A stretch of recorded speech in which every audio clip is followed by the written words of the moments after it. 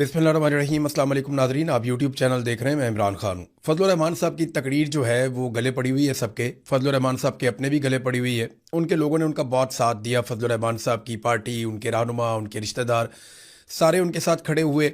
सबसे ज़्यादा जो एतराज़ हो रहा है वो फजल रहमान साहब के एक जुमले पर हो रहा है। मुझे बहुत सारे लोगों ने पूछा कि जी आप बताएं ये जुमला ठीक है या गलत है।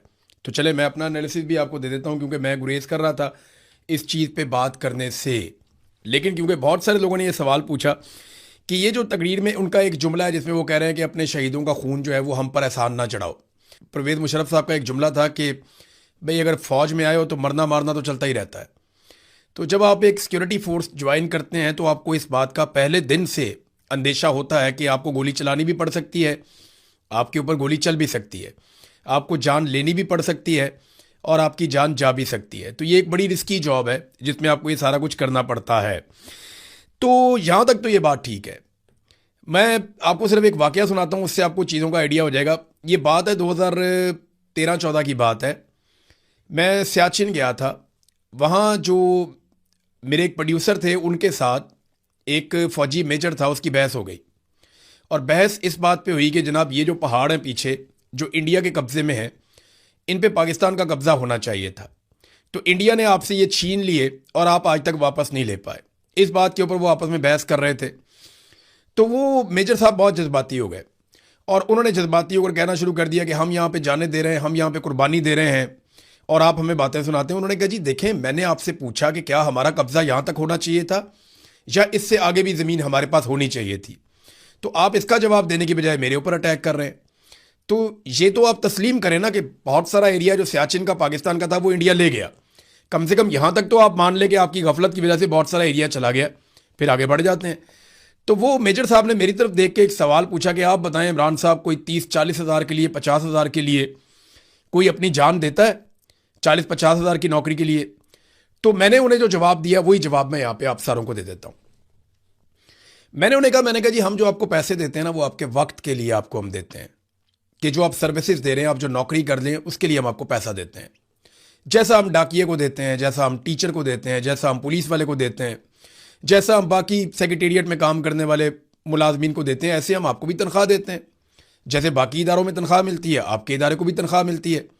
तो इसमें अलग चीज़ क्या है? सबकी अपनी अपनी अलग अलग ड्यूटी है। वो कहते हैं लेकिन आप बताएं कि कोई अपनी जान देता है इतने पैसों के लिए?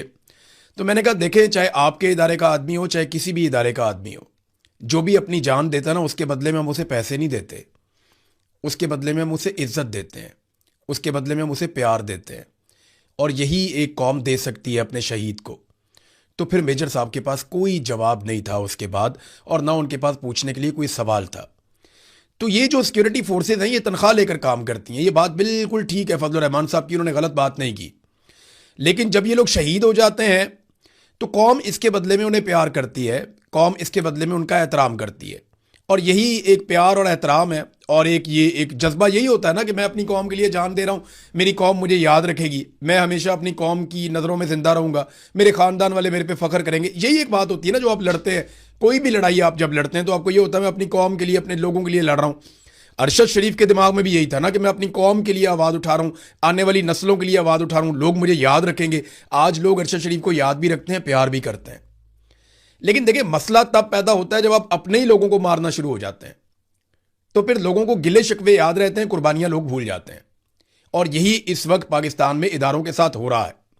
ऐसा नहीं है कि इदारों ने कुर्बानियां दी, पुलिस ने सबसे ज़्यादा कुर्बानियां दी हैं। उसके बाद दहशतगर्दी की लड़ाई में फौज ने भी कुर्बानियां दी हैं। लेकिन सबसे बड़ी कुर्बानी जो दी वो पाकिस्तान के सिविलियंस ने दी है।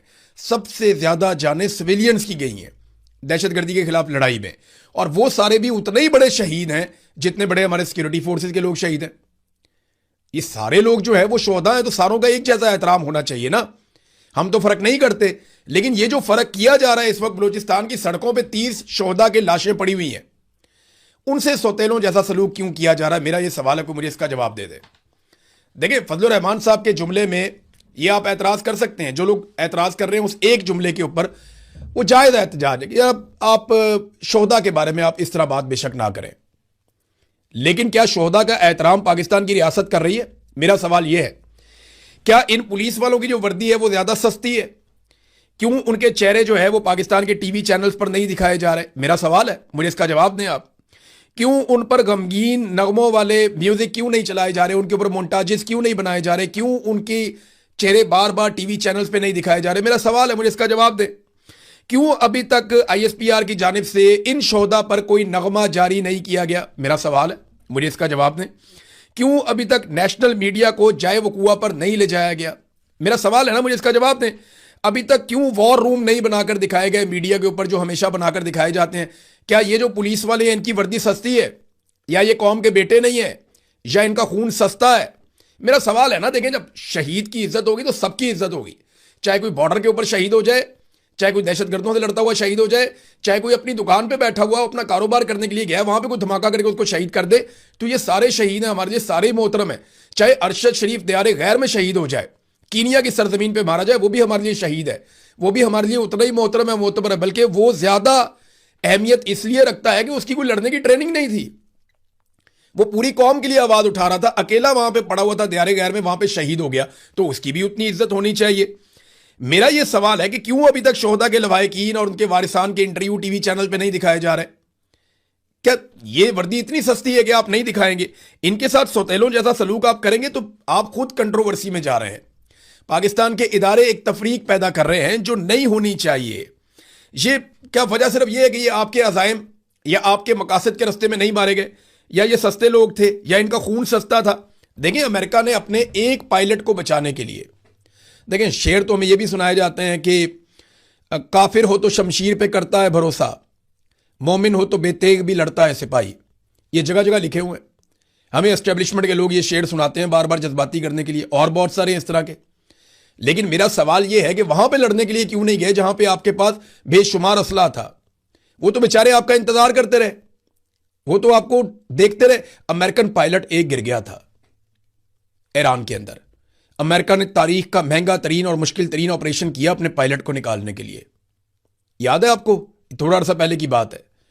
डोनाल्ड ट्रंप वगैरह ये 2 रातें सोए ही नहीं सारे लोग।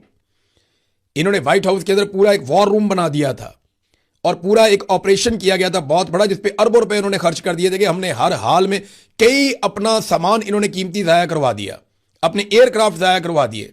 लेकिन ये अपने एक एक बंदे को ईरान से निकाल कर लेकर गए। जब ईरान में पायलट गिला था, वो वाकया आपको याद होगा। तो हम अपने 30 जवानों को किसके रहमो करम पे छोड़ रहे थे? हमने वहां पे क्यों छोड़ा? हमें भी चाहिए था वहां से उनको निकालते। देखिए ना, पाकिस्तान अब सालसी दुनिया की तो करवा रहा है।